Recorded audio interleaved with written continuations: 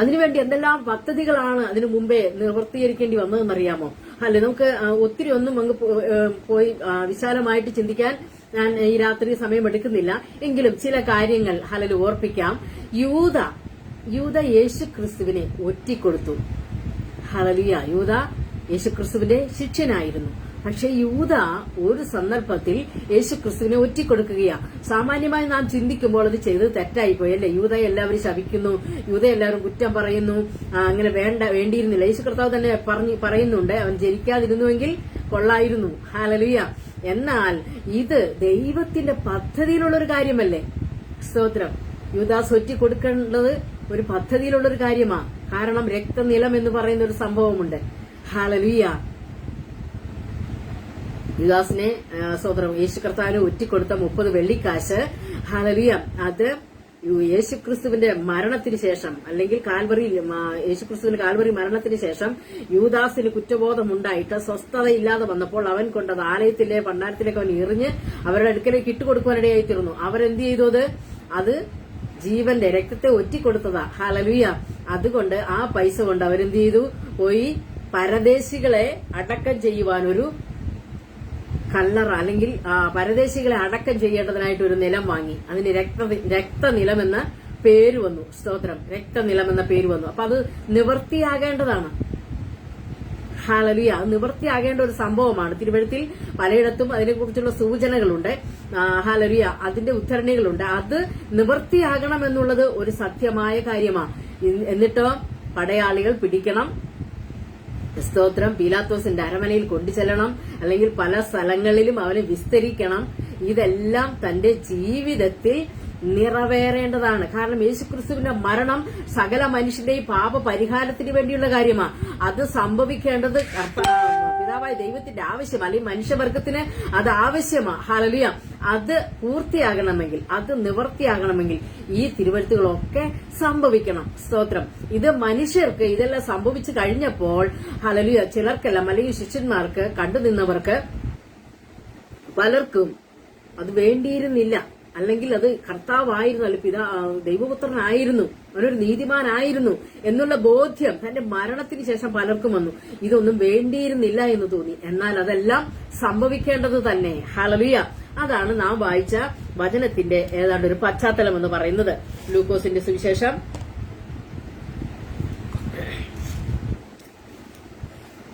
24-ാം അധ്യായത്തിന്റെ സ്തോത്രം 26-ാമത്തെ വാക്യമാണ് നാം വായിച്ചതല്ലേ. ഹല്ലേലൂയ. അത് യേശുക്രിസ്തുവിന്റെ മരണത്തിന് ശേഷമാണ്. ഈ മരണത്തിന് ശേഷം സ്തോത്രം യെരുശലേമിൽ നിന്ന് 13-ാമത്തെ വാക്യം, 24-ന്റെ 13-ാമത്തെ വാക്യത്തിൽ, അന്ന് തന്നെ അവർ 2 പേർ യെരുശലേമിൽ നിന്ന് 7 നാഴിക ദൂരമുള്ള എമ്മൗസ് എന്ന ഗ്രാമത്തിലേക്ക് പോകുകയും ഇത് സംഭവിച്ചതിനെ കുറിച്ചൊക്കെയും തമ്മിൽ സംസാരിച്ചു കൊണ്ടിരുന്നു. ഈ സംഭവിച്ചതിനെ കുറിച്ച് സംസാരിച്ചും തർക്കിച്ചും കൊണ്ടിരിക്കുമ്പോൾ യേശുദാനും അടുത്തിരുന്നവരോട് ചേർന്ന് നടന്നു. സ്തോത്രം. ഇതാണ് ഇവിടുത്തെ പശ്ചാത്തലം. ഹല്ലേലൂയ. പക്ഷേ താൻ ആരാണെന്ന് അറിയാതിരിക്കുവാൻ യേശു കർത്താവ് അവരുടെ കണ്ണുകളെ നിരോധിച്ചിരുന്നു. അവർക്ക് മനസ്സിലാകാതെ വണ്ണം അവരുടെ കണ്ണുകളെ നിരോധിച്ചിരുന്നു. അപ്പോൾ ഇവർ സംസാരിക്കുന്നത് എന്താ? അവർ സ്തോത്രം തർക്കിച്ചും വാദിച്ചും ഇങ്ങനെ പോയിക്കൊണ്ടിരിക്കുക. അന്നേരം കർത്താവ് ചോദിച്ചു, നിങ്ങൾ വഴി നടന്ന് ഈ തർക്കിക്കുന്ന കാര്യമെന്ത്?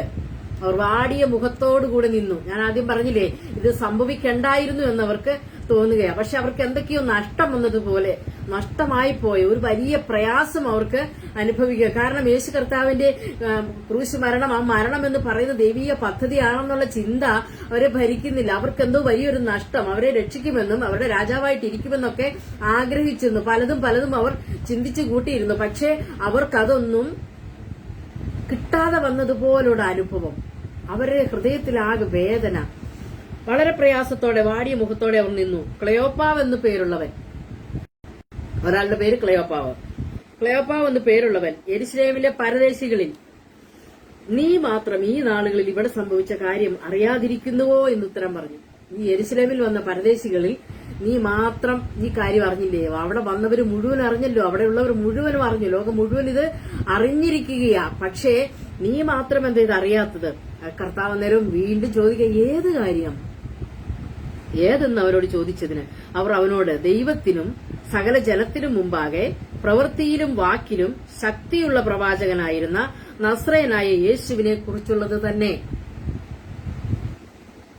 വ്യക്തമായിട്ട് സംസാരിക്കുക. അവർ വ്യക്തമായിട്ട് പറയാ, ദൈവത്തിനും സകല ജനത്തിനും മുമ്പാകെ പ്രവൃത്തിയിലും വാക്കിലും ശക്തിയുള്ള പ്രവാചകൻ. അവർക്ക് മനസ്സിലായത് അങ്ങനെയാ. പറഞ്ഞിട്ട് കാര്യമില്ല, അവർക്ക് അത് ശക്തിയുള്ള ഒരു പ്രവാചകനായിരുന്നു ദൈവത്തിനും സകല മനുഷ്യർക്കും മുമ്പാകെ. അവരത്രയും അദ്ദേഹത്തെ അതുപോലെ സ്നേഹിക്കുകയും അതുപോലെ കരുതുകയും ഒക്കെ ചെയ്തു. നല്ലൊരു പ്രവാചകൻ, ശക്തിയുള്ള പ്രവാചകൻ എന്നാണ് യേശുവിനെ കുറിച്ച് അവര് പറഞ്ഞത്. ആ യേശുവിനെ കുറിച്ചുള്ള കാര്യം അവന് സംഭവിച്ചതെന്ന് നീ മാത്രം എന്താ അറിയാതിരുന്നത്? നമ്മുടെ മഹാപുരോഹിതന്മാരും പ്രമാണികളും അവനെ മരണവിധിക്ക് ഏൽപ്പിച്ചു ക്രൂശിച്ചു. മരണവിധിക്ക് ഏൽപ്പിച്ചവനെ ക്രൂശിച്ചു. ഞങ്ങളോ അവൻ ഇസ്രായേലിനെ വീണ്ടെടുപ്പാനുള്ളവനെന്ന്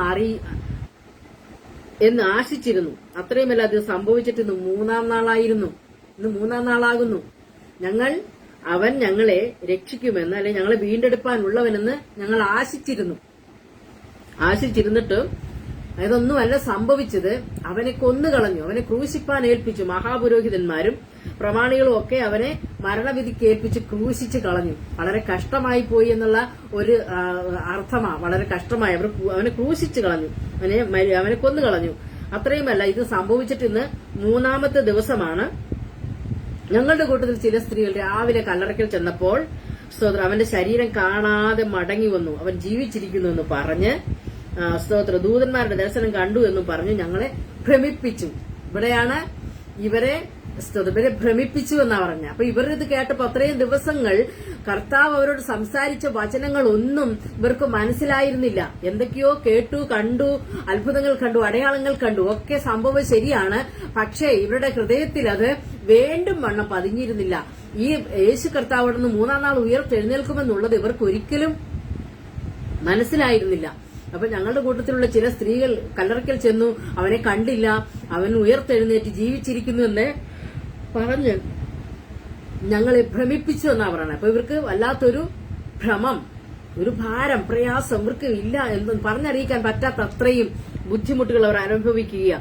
അതാണ് ഇവർ തർക്കിച്ചും വാദിച്ചും പറഞ്ഞുമൊക്കെ കൊണ്ടുപോകുന്നത്. അത് അങ്ങനെ ഇങ്ങനെ എന്നൊക്കെ അവർ സംസാരിച്ചു പോരുക. പക്ഷേ ചേർന്ന് നടക്കുന്ന ഒരു കർത്താവ്, ഹല്ലേലൂയ, അവരോട് കൂടെ ഉണ്ടായിരുന്നു. ഹല്ലേലൂയ. നീ ആരെ കുറിച്ച് സംസാരിക്കുന്നു, അല്ലെങ്കിൽ നീ എന്ത് സംസാരിക്കുന്നു എന്നുള്ളത് കർത്താവ് നന്നായിട്ട് അറിയുന്നവനാ കേട്ടോ. നമ്മുടെ ജീവിതത്തിലെ ഹല്ലേലൂയ, നമ്മുടെ സ്വന്തം ജീവിതത്തിലേക്ക് ഒന്ന് തിരിഞ്ഞു നോക്കുമ്പോൾ ഇത് നമ്മുടെ ജീവിത തർക്കങ്ങൾക്കും വാദങ്ങൾക്കും ഒരു കാരണവശാലും ഇടം കൊടുക്കരുത്. കാരണം അവിടെ ദൈവത്തിന്റെ ആത്മാവില്ല, അവിടെ പൈശാചികമായ അല്ലെങ്കിൽ ദൈവഹിതമല്ലാത്ത കാര്യങ്ങളാണ് സംഭവിക്കുന്നത്. ദൈവം ഹല്ലേലൂയ നമ്മെ മുഴുവനായിട്ട് അറിയുന്നു. തർക്കിക്കാൻ പോകുന്നതിന് മുമ്പ് നമ്മെ അറിയുന്നു, തർക്കിക്കുന്ന വിഷയങ്ങൾ അറിയുന്നു. അതെല്ലാം ഏത് വിധമാണെന്നുള്ളത് സർവശക്തനായ പൊന്നു തമ്പൻ നമ്മളോട് ചേർന്നിരുന്നു കൊണ്ട് അറിയുകയാ. രാത്രിയിൽ എന്നെ കേൾക്കുന്നവരാരെങ്കിലും അങ്ങനെയുള്ള വിഷയങ്ങളിൽ പെട്ടുപോകാൻ സാധ്യതയുണ്ടെങ്കിൽ രാത്രിയിൽ കർത്താവിന്റെ സന്നിധിയിലേക്ക് മടങ്ങി വന്നുകൊള്ളുക. കർത്താവിനെ പൂർണ്ണമായി വിശ്വസിച്ചുകൊള്ളുക. ഒന്നും തർക്കിക്കുവാനും ബാധിക്കുവാനും പോകണ്ടാന്നേ. നമുക്ക് തിരുവചനം വായിക്കുമ്പോൾ പഠിക്കുന്നതും അറിയുന്നതും മാത്രം മതിയെന്നേ. ഈ വചനം വായിക്കുമ്പോൾ നമ്മുടെ ജീവിതത്തിലേക്ക് നമുക്ക് മനസ്സിലാകുന്നത് മതി. കൂടുതൽ നമ്മൾ തർക്കിക്കുവാനും വാദിക്കുവാനും നിരൂപിക്കുവാനൊന്നും പോകണ്ട. കർത്താവോട് പറയാം, ഞങ്ങളുടെ കൂട്ടത്തിൽ ചിലർ കല്ലറയ്ക്കൽ ചെന്ന് സ്ത്രീകൾ പറഞ്ഞതുപോലെ തന്നെ കണ്ടു, അവനെ കണ്ടില്ല താനും. അന്നേരമാണ് കർത്താവ് മറുപടി പറയുന്നത്. അന്നേരം കർത്താവ് മറുപടി പറയുകയാണ്, അവൻ അവരോട് അയ്യോ ബുദ്ധിഹീനരേ, പ്രവാചകന്മാർ പറഞ്ഞിരിക്കുന്നത് എല്ലാം വിശ്വസിക്കാത്ത മന്ദബുദ്ധികളെ. ഞാൻ ആദ്യം പറഞ്ഞില്ലേ, യേശുക്രിസ്തുവിന്റെ കാൽവറി മരണമെന്ന് പറയുന്നത് ഹല്ലേലൂയ ഒരു സാധാരണ മരണമല്ല. പ്രവാചകന്മാർ, തിരുവഴുത്തുകൾ ഒക്കെ വെളിപ്പെടുത്തിയ കാര്യമാണ്. അതങ്ങനെ സംഭവിക്കേണ്ട കാര്യമാണ്. ഹല്ലേലൂയ അത് അങ്ങനെ സംഭവിക്കുന്നത് തന്നെയാണ് ദൈവത്തിന്റെ ഇഷ്ടമെന്ന് പറയുന്നത്. അവർ പ്രവാചകന്മാർ പറഞ്ഞിരിക്കുന്നതെല്ലാം വിശ്വസിക്കാത്ത മന്ദബുദ്ധികളെ. ഹല്ലേലൂയ ക്രിസ്തു ഇങ്ങനെ കഷ്ടമനുഭവിച്ചിട്ട് ക്രിസ്തു ഇങ്ങനെ കഷ്ടമനുഭവിച്ചിട്ട് സ്തോത്രത്തിന്റെ മഹത്വത്തിൽ കടക്കേണ്ടതല്ലയോ? ഹല്ലേലൂയ. യേശു ക്രിസ്തുവിന് വന്നത് മോശമായി പോയി, അങ്ങനെ സംഭവിക്കേണ്ടായിരുന്നു എന്ന് ചിന്തിക്കുമ്പോൾ കർത്താവ് അവർക്ക് കാര്യങ്ങൾ വെളിപ്പെടുത്തുന്നത് എങ്ങനെയാ? ബുദ്ധിഹീനരെ എന്ന് വിളിച്ചുകൊണ്ടാ. കാരണം യേശു ക്രിസ്തുവിന് സംഭവിച്ചത് വേണ്ടായിരുന്നു എന്ന് ചിന്തിക്കുന്ന എല്ലാവരോടും. അത് പത്രോസിനോട് ഒരിക്കൽ പറയുന്നുണ്ട്, പുരോഹിതനൊക്കെ അങ്ങനെ ഒരിക്കലും സംഭവിക്കരുതെന്ന്. അന്നേരം പത്രോസിനെ പറയും, സാധാരണ എന്ന് പറഞ്ഞവനെ ശാസിക്കുന്നത് നമുക്ക് കാണാൻ കഴിയും. ഹല്ലേലൂയ. എന്നെ വിട്ടുപോ സാത്താനെ എന്ന് പത്രോസിനെ വിളിക്കുവാനിടയായി തീർന്നു. ഹല്ലേലൂയ. ഇതാണ് യേശു കർത്താവിന് ഇങ്ങനെ സംഭവിച്ചല്ലോ എന്ന് ഓർത്തല്ല നാം കരയുകയോ അല്ലെങ്കിൽ വേദനപ്പെടുകയോ ചെയ്യേണ്ടത്. അത് എനിക്ക് വേണ്ടി സംഭവിച്ചു. ഞാനായിരുന്നു ആ സ്ഥാനത്ത്, അങ്ങനെ എനിക്കായിരുന്നു സംഭവിക്കേണ്ടത്. ഞാനായിരുന്നു കാൽവറിയിൽ മരിക്കേണ്ടത്, അല്ലെങ്കിൽ ഞാനായിരുന്നു പാപത്തിൽ മരിക്കേണ്ടത്. എന്നാൽ ഹല്ലേലൂയ അങ്ങനെ സംഭവിക്കാതെ യേശു ക്രിസ്തു എനിക്ക് വേണ്ടി മരിച്ചത് എന്റെ പാപ പരിഹാരത്തിന് വേണ്ടിയാണ്. ഹല്ലേലൂയ. ഞാൻ മരിക്കേണ്ട സ്ഥാനത്താണ്, ഞാൻ ശിക്ഷിക്കപ്പെടേണ്ട സ്ഥാനത്താണ് എന്റെ കർത്താവ് എനിക്ക് വേണ്ടി മരിച്ചതെന്നാണ് നാം വിശ്വസിക്കേണ്ടത്. ഹല്ലേലൂയ. അല്ല എങ്കിൽ കർത്താവ് വിളിക്കുന്ന വിളിയാ ബുദ്ധിഹീനരെ, മന്ദബുദ്ധികളെ. പ്രവാചകന്മാർ പറയുന്നത് വിശ്വസിക്കാത്തവരൊക്കെ മന്ദബുദ്ധികളാണെന്ന കർത്താവ് തന്റെ തിരുവായ്മൊഴി പറഞ്ഞത്. ഹല്ലേലൂയ. പ്രവാചകന്മാർ പറഞ്ഞതും തിരുവെഴുത്തുകളിൽ എഴുതി വെച്ചിരിക്കുന്നതും വിശ്വസിക്കാത്തവർ മന്ദബുദ്ധികളാണെന്ന്. ഹല്ലേലൂയ. മന്ദബുദ്ധികളെ, ക്രിസ്തു ഇങ്ങനെ കഷ്ടം സഹിക്കണം, ക്രിസ്തു ഇങ്ങനെ കഷ്ടത അനുഭവിക്കണം. ഹല്ലേലൂയ. കാൽവറിയിൽ മരിക്കണം, പരമയാഗമായി തീരണം. ഹല്ലേലൂയ. ഹല്ലേലൂയ. തന്റെ ക്രൂശും എടുത്തുകൊണ്ട് കാൽവറിയിലേക്ക് പോകുന്ന യേശു കർത്താവിനെ നമുക്കൊന്ന് കാണാൻ കഴിയുമോ? ഹല്ലേലൂയ. മത്തായി സുവിശേഷം സ്തോത്രം 27-ാം അധ്യായത്തിൽ, മർക്കോസിന്റെ സുവിശേഷം 15-ാം അധ്യായത്തിൽ, ലൂക്കോസിന്റെ സുവിശേഷം 23-ലും യോഹന്നാന്റെ സുവിശേഷം 19-ാം അധ്യായത്തിലും ഈ കാര്യങ്ങൾ വളരെ വ്യക്തമായിട്ട് സൂചിപ്പിച്ചിരിക്കുക. യേശു കർത്താവിന്റെ ക്രൂശ് മരണം ഹല്ലേലൂയ ആദ്യം മുതൽ അവസാനം വരെ ക്രമമായിട്ട് എഴുതി വെച്ചിരിക്കുക. ഹല്ലേലൂയ. അത് മുഴുവൻ വായിക്കുകയും അത് മുഴുവൻ വായിച്ച് ഇന്ന് രാത്രിയിൽ പ്രബോധിപ്പിക്കുവാനുള്ള സമയം നമ്മുടെ മുമ്പിലില്ല. പക്ഷേ ഹല്ലേലൂയ ഇന്ന് രാത്രി നാം അറിയേണ്ട കാര്യമെന്ന് പറയുന്നത് ഈ കാൽവറി മരണമെന്ന് പറഞ്ഞത് ഒരു സാധാരണ മരണമല്ല. എന്റെയും നിന്റെയും പാപ പരിഹാരത്തിന് വേണ്ടി ഹല്ലേലൂയ യുഗങ്ങൾക്ക് മുമ്പേ, നൂറ്റാണ്ടുകൾക്ക് മുമ്പേ ഹല്ലേലൂയ സ്വർഗീയ പിതാവ് എനിക്കും നിനക്കും വേണ്ടി പാപപരിഹാരമാകുവാൻ കരുതി വെച്ചിരുന്നത്, പ്രവാചകന്മാർ മുഖാന്തരം വെളിപ്പെടുത്തിയിരുന്നത്, തിരുവെഴുത്തുകളിൽ ഹല്ലേലൂയ രേഖപ്പെടുത്തിയിരിക്കുന്നത് ആണ് സംഭവിച്ചത്. ഒരിക്കലും ഇന്ന് ഈ മരണത്തെയും യേശുക്രിസ്തുവിനെയും അവന്റെ പ്രവൃത്തികളെയും അത്ഭുതങ്ങളെയും തിരുവചനത്തെയും ഒക്കെ കോട്ടിക്കളയുകയും അതിനെ ഹല്ലേലൂയ ഒന്നുമല്ലാതാക്കി കളയുകയും ചെയ്യുന്നവരെ കർത്താവ് വിളിക്കുന്നത് മന്ദബുദ്ധികളെ എന്നാണ്, ബുദ്ധിഹീനരെ എന്നാണ്. ഹല്ലേലൂയ. യേശു ക്രിസ്തു ഇങ്ങനെ കഷ്ടം സഹിച്ചതിന് ശേഷം ഹല്ലേലൂയ സ്വർഗരാജ്യത്തിൽ അഥവാ തന്റെ മഹത്വത്തിൽ കടക്കേണ്ടതല്ലയോ എന്ന് പറഞ്ഞു. മോശ തുടങ്ങി സകല പ്രവാചകന്മാരിൽ നിന്നും എല്ലാ തിരുവെഴുത്തുകളിലും തന്നെ കുറിച്ചുള്ളത് അവർക്ക് വ്യാഖ്യാനിച്ചു കൊടുത്തു. ഹല്ലേലൂയ. മോശ മുതൽ ഹല്ലേലൂയ കർത്താവ് പറഞ്ഞില്ലേ, മോശ പറഞ്ഞില്ലേ ഹല്ലേലൂയ എന്നെപ്പോലെ ഒരു പ്രവാചകനെ നിങ്ങൾക്ക് എഴുന്നേൽപ്പിച്ചു തരും. ഹല്ലേലൂയ സ്തോത്രം. മോശയെ പോലെ ഒരു പ്രവാചകൻ. എന്താ മോശ മരുഭൂമിയിൽ സർപ്പത്തെ ഉയർത്തിയതുപോലെ നമുക്ക് യേശു ക്രിസ്തുവിനെ ഉയർത്തേണ്ടതുണ്ട്. ഹല്ലേലൂയ. യേശു ക്രിസ്തുവിനെ നമുക്ക് ഉയർത്തേണ്ടതുണ്ട്. മോശ ഹല്ലേലൂയ യേശു എന്നെപ്പോലെ ഒരു പ്രവാചകനെ നിങ്ങൾക്ക് എഴുന്നേൽപ്പിച്ചു തരുമെന്ന് പറഞ്ഞ അല്ലെ വചനം ഹല്ലേലൂയ യേശുവിനെ കുറിച്ചാണ്. ഹല്ലേലൂയ. ഇവിടെ സ്തോത്രം പറയാം മോശ മുതൽ സകല പ്രവാചകന്മാരിൽ നിന്നും എല്ലാ തിരുവെഴുത്തുകളിലും തന്നെക്കുറിച്ചുള്ളത് അവർക്ക് വ്യാഖ്യാനിച്ചു കൊടുത്തു. അവർ പോകുന്ന ഗ്രാമത്തോടടുത്തപ്പോൾ അവർ മുമ്പോട്ട് പോകുന്ന ഭാവം കാണിച്ചു. അവിടെ കുറെ കാര്യങ്ങൾ പിന്നെയും പറയുന്നുണ്ട്. ഹല്ലേലൂയ. അപ്പോ തന്നെക്കുറിച്ചുള്ള തിരുവെഴുത്തുകളൊക്കെ ഹല്ലേലൂയ ഈ യേശു കർത്താവ് അവർക്ക് വെളിപ്പെടുത്തി കൊടുക്കുകയാ. സ്തോത്രം. തിരുവെഴുത്തുകളെല്ലാം തിരിച്ചറിയേണ്ടതിന് പിന്നെ ഒരു കാര്യവും കൂടി ഉണ്ട് കേട്ടോ. ഈ തിരുവെഴുത്തുകളെ സ്തോത്രം മനസ്സിലാക്കണം. തിരുവെഴുത്തുകളെ മനസ്സിലാക്കണമെങ്കിൽ എന്ത് വേണം? സ്തോത്രം. 24-ാം അധ്യായത്തിന്റെ ഒടുവിലായിട്ട് ഒരു ഭാഗം പറയുന്നുണ്ട്.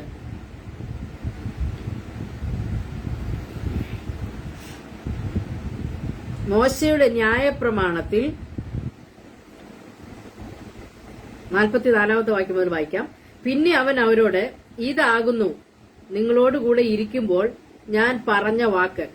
മോശയുടെ ന്യായപ്രമാണത്തിലും പ്രവാചക പുസ്തകങ്ങളിലും സങ്കീർത്തനങ്ങളിലും എന്നെക്കുറിച്ച് എഴുതിയിരിക്കുന്നതൊക്കെയും നിവൃത്തിയാകണമെന്നുള്ളത് തന്നെ എന്ന് പറഞ്ഞ് തിരുവെഴുത്തുകളെ തിരിച്ചറിയേണ്ടതിന് അവരുടെ ബുദ്ധിയെ തുറന്നു.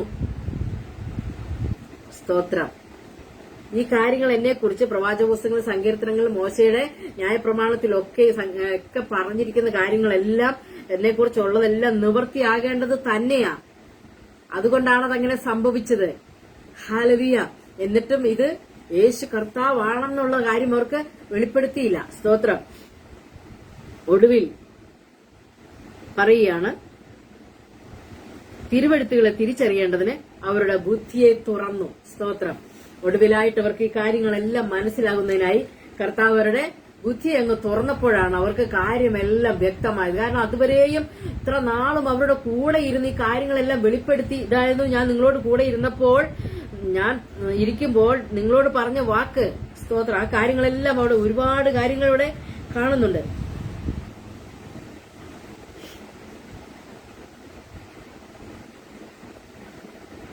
സ്തോത്രം.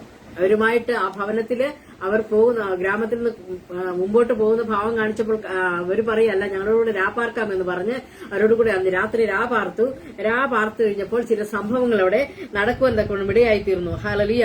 വഴിയിൽ സ്തോത്രം അവരുമായി ഭക്ഷണത്തിന് ഇരിക്കുമ്പോൾ അവൻ അപ്പം എടുത്ത് അനുഗ്രഹിച്ച് നുറുക്കി അവർക്ക് കൊടുത്തു. ഹല്ലേലൂയ. നാളിതുവരെ അവർ കണ്ട പ്രവൃത്തി വീണ്ടും ഒരിക്കൽ കൂടി അവരുടെ കണ്ണുകൊണ്ട് അവർ കാണുവാൻ ഇടയായിത്തീർന്നു. അവരോട് പറഞ്ഞില്ലേ, ഹല്ലേലൂയ, ഞങ്ങളുടെ കൂട്ടത്തിലുള്ള ചില സ്ത്രീകൾ ഇങ്ങനെ പറഞ്ഞു അവനെ കണ്ടില്ല, ഹല്ലേലൂയ എന്ന് പറഞ്ഞു. പക്ഷേ ഞങ്ങളെ അത് ഭ്രമിപ്പിക്കുക ചെയ്ത്, ഞങ്ങളത് കേട്ടപ്പോൾ ഭ്രമിച്ചു പോയി, ഞങ്ങളെ ഭ്രമിപ്പിച്ചു എന്നാണ് പറഞ്ഞത്. ഹല്ലേലൂയ. അവരുമായി കൂടിയിരിക്കുമ്പോൾ, ഹല്ലേലൂയ, ഭക്ഷണത്തിനിരിക്കുമ്പോൾ അവൻ അപ്പമെടുത്ത് അനുഗ്രഹിച്ച് നുറുക്കി അവർക്ക് കൊടുത്തു. ഉടനെ അവരുടെ കണ്ണു തുറന്നു, അവർ അവനെ അറിഞ്ഞു, അവൻ അവർക്ക് അപ്രത്യക്ഷനായി. ഹല്ലേലൂയ. ഈ സമയത്താണ് അവർക്ക് മനസ്സിലാകുന്നത് യേശു കർത്താവ് തങ്ങൾക്ക് പ്രത്യക്ഷനായതാണ് എന്ന്. യേശു കർത്താവ് തങ്ങൾക്ക് പ്രത്യക്ഷനായതാണെന്ന് അവർക്ക് മനസ്സിലാകുന്നതിനും ഇടയായിത്തീർന്നു. ഉടനെ ഹല്ലേലൂയ അവർ തമ്മിൽ പറയുക, അവൻ വഴിയിൽ തിരുവഴുത്തുകളെ നമ്മളോട് സംസാരിച്ചുകൊണ്ടിരിക്കുമ്പോൾ നമ്മുടെ ഉള്ളിൽ കത്തിക്കൊണ്ടിരുന്നില്ലേ? ഹല്ലേലൂയ. കാരണം ഇതാണ്, നമ്മുടെ കർത്താവായിരുന്നു നമ്മോട് കൂടെ ഉണ്ടായിരുന്നത്. ഹല്ലേലൂയ. ഈ കർത്താവിനെ കുറിച്ച് ഈ സംഭവിച്ചതെല്ലാം, കർത്താവിന് ഈ സംഭവിച്ചതെല്ലാം ഹല്ലേലൂയ നമുക്ക് സംഭവിക്കേണ്ടത് തന്നെ. യേശു കർത്താവ് ഹല്ലേലൂയ തിരുവഴുത്തുകളെല്ലാം നിവൃത്തിയായതാണ് നാം ഇപ്പോൾ കണ്ടതെന്ന് പറഞ്ഞ് ഹല്ലേലൂയ ആ നാഴികയിൽ തന്നെ അവർ എഴുന്നേറ്റ് യെരൂശലേമിലേക്ക് മടങ്ങിപ്പോരാൻ തക്കൊണ്ട് ഇടയായിത്തീർന്നു. ഹല്ലേലൂയ. ഈ യേശു കർത്താവ് അനേക ഇടങ്ങളിൽ ഹല്ലേലൂയ പിന്നെയും പ്രത്യക്ഷനായി.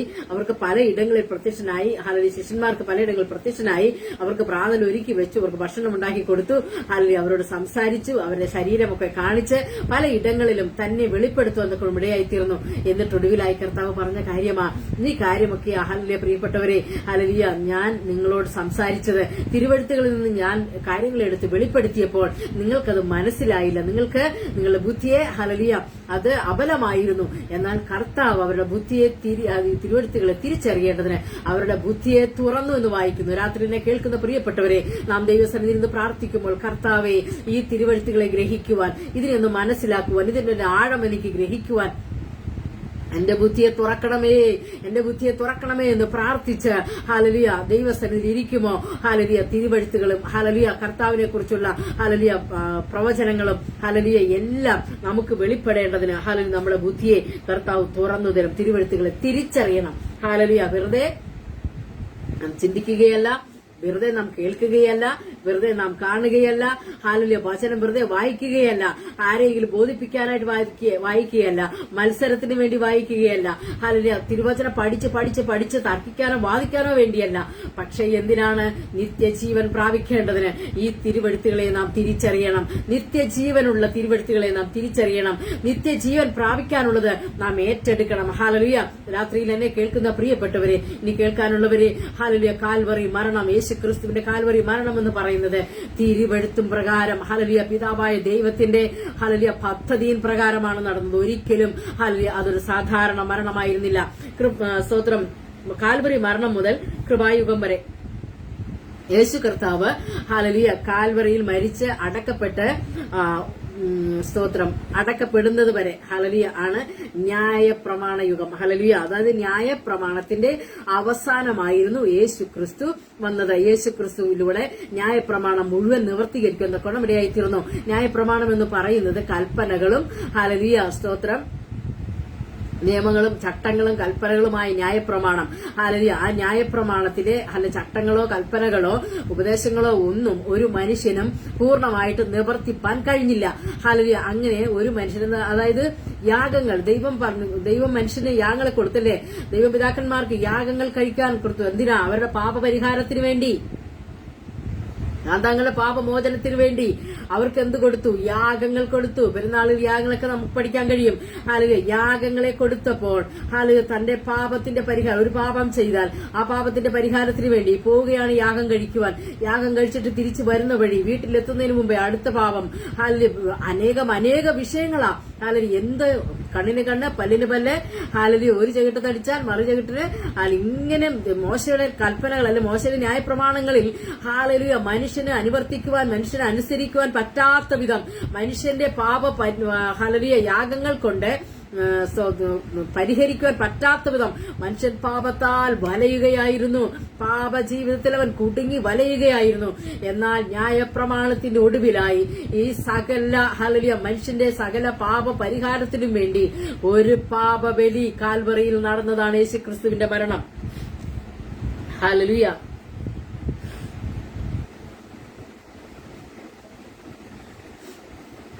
ഹല്ലേലൂയ. പാപ പരിഹാര ബലിയായിട്ടാണ് എനിക്കും നിനക്കും വേണ്ടി, സകല മനുഷ്യർക്കും വേണ്ടി, സകല മാനവജാതിക്കും വേണ്ടി, മാനവകുലത്തിന്റെ രക്ഷയ്ക്ക് വേണ്ടി പാപപരിഹാരമായി ഹല്ലേലൂയ ഒരു യാഗം, ഒരു പരമയാഗം ഹല്ലേലൂയ കർത്താവ് യേശുക്രിസ്തു തന്റെ ശരീരം കൊണ്ട് നിവർത്തിക്കുവാൻ തക്കോണം ഇടയാക്കി തീർത്തതാണ് കാൽവറി മരണമെന്ന് പറയുന്നത്. അത് പുണ്യാഹ രക്തം ഹല്ലേലൂയ കാൽവറിയിൽ ഊറ്റിത്തന്നത്. ആ കാൽവറിയിലെ ഹല്ലേലൂയ സ്തോത്രം നമുക്ക് വേണ്ടി തന്റെ തങ്കച്ചോര മുഴുവനായി ഊറ്റിത്തരുവാൻ തക്കോണം ഇടയായിത്തീർന്നു. ഹല്ലേലൂയ.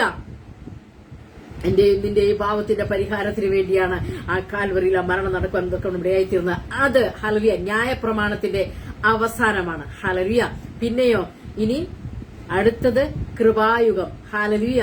ഇപ്പോൾ അല്ലെങ്കിൽ യേശുക്രിസ്തുവിന്റെ സ്വർഗാരോഹണത്തിന് ശേഷം കൃപായുഗത്തിലാണ് നാം ആയിരിക്കുന്നത്. കൃപയാൽ നാം എല്ലാം കൃപയാലാണ് ഇപ്പോൾ വിശ്വാസം മൂലം രക്ഷിക്കപ്പെട്ടിരിക്കുന്നത്. ഹല്ലേലൂയ.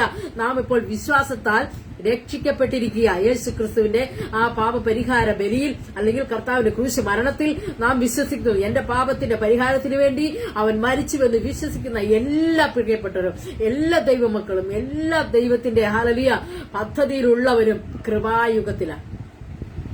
സ്തോത്രം. കൃപായുഗത്തിന്റെ കൃപയില. ഹല്ലേലൂയ. തീത്തോസിന്റെ ലേഖനം 2:11 അധ്യായത്തിൽ വാക്യത്തിൽ പറയുന്നുണ്ട്, സകല മനുഷ്യർക്കും രക്ഷാകരമായ ദൈവകൃപ ഉദിച്ചുവല്ലോ. സകല മാനവജാതിക്കും വേണ്ടി രക്ഷാകരമായ ഒരു ദൈവകൃപ ഹല്ലേലൂയ കൃപായുഗത്തിൽ നാം തിരിച്ചറിയേണ്ട ഒരു കാര്യമാണ്. സകല മനുഷ്യർക്കും വേണ്ടി ഹല്ലേലൂയ സ്തോത്രം രക്ഷാകരമായ ദൈവകൃപ ഉദിച്ചുവല്ലോ. ഹല്ലേലൂയ. സ്തോത്രം, സ്തോത്രം, സ്തോത്രം. അപ്പോൾ കൃപായുഗം എന്ന് പറയുന്നത് അത് അവസാനിക്കുന്നില്ല. അത് കർത്താവിന്റെ വരവോളം കൃപായുഗമാണ്. കർത്താവിന്റെ വരവെങ്കിൽ ഹല്ലേലൂയ നാം എല്ലാവരും അവന്റെ രാജ്യത്തിൽ ചേർക്കപ്പെടുവാൻ, നിത്യജീവനിൽ കടക്കുവാൻ വേണ്ടിയാണ് ഹല്ലേലൂയ കർത്താവ് ഈ കാൽവറിയിൽ യാഗമായി തീരുവാൻ ഇടയായിത്തീരുന്നത്. ഹല്ലേലൂയ. അല്ലാതെ അവനെ യഹൂദന്മാർ ക്രൂശിച്ചു കളഞ്ഞല്ലോ, യൂദാസ് ഒറ്റിക്കൊടുത്തല്ലോ, അല്ലെങ്കിൽ അങ്ങനെ സംഭവിക്കേണ്ടായിരുന്നു എന്നുള്ള ഒരു വാദം ശരിയേ അല്ല. അങ്ങനെ സംഭവിക്കാൻ പാടില്ല. അവന് തന്നെത്താൻ രക്ഷിക്കാൻ പാടില്ലായിരുന്നോ? തന്നെത്താൻ രക്ഷിക്കാൻ കഴിയാത്തവൻ എങ്ങനെ ദൈവമാകും? എന്തെല്ലാം തർക്കങ്ങളും വാദങ്ങളും ഇവിടെ നടക്കുന്നുണ്ട്. പക്ഷേ ദൈവത്തിന്റെ ചെലവയെ ഓർത്തുകൊള്ളുക. തർക്കങ്ങൾക്കും വാദങ്ങൾക്കും ഒന്നും പരിഹരിക്കുവാൻ കഴിയത്തില്ല. നമ്മുടെ ജീവനെ, നിത്യജീവനെ നഷ്ടമാക്കുവാനല്ലാതെ ഹല്ലേലൂയ തർക്കങ്ങൾക്കോ വാദങ്ങൾക്കോ വാദപ്രതിവാദങ്ങൾക്കോ ഒന്നും ഹല്ലേലൂയ കഴിയത്തില്ല. സ്വർഗത്തിലെ ദൈവം സ്വർഗത്തിന്റെ സ്വർഗീയമായിരിക്കുന്ന അനുഭവങ്ങൾ, നിത്യ തേജസ്, നിത്യ ഹല്ലേലൂയ ജീവൻ നമുക്ക് വേണ്ടി ഒരുക്കി ഹല്ലേലൂയ കാൽവറി തന്നെത്താൻ യാഗമായി തീർന്ന യേശുക്രിസ്തുവിൽ വിശ്വസിക്കുന്ന ഏതൊരു വ്യക്തിക്കും ദൈവ മക്കളാകുവാൻ അവൻ അധികാരം കൊടുത്തു, അവകാശം കൊടുത്തു. ഹല്ലേലൂയ അവനെ കൈക്കൊണ്ട് അവന്റെ നാമത്തിൽ വിശ്വസിക്കുന്നവർക്ക് രാത്രിയിൽ എന്നെ കേൾക്കുന്ന പ്രിയപ്പെട്ടവരെ, ഹല്ലേലൂയ ഓൺലൈൻ കൺവെൻഷനിൽ കൂടി ഹല്ലേലൂയ ദൈവത്തിന്റെ വചനം ശ്രദ്ധിക്കുന്ന പ്രിയപ്പെട്ടവർക്ക് ഹല്ലേലൂയ കർത്താവിന്റെ സന്നിധിയിൽ ഹല്ലേലൂയ ഒരു ഓഹരിയുണ്ട്. ഒരു ഓഹരി പ്രാപിക്കുവാൻ നിന്നെയും ദൈവം കണ്ടിട്ടുണ്ട്. ഈ നാളുകളിൽ ഹല്ലേലൂയ നിന്റെ രക്ഷയ്ക്കായുള്ളത് നീയും കരുതിയെങ്കിൽ കൊള്ളായിരുന്നു. ഞങ്ങൾ ക്രൂശിക്കപ്പെട്ട ക്രിസ്തുവിനെ പ്രസംഗിക്കുന്നു.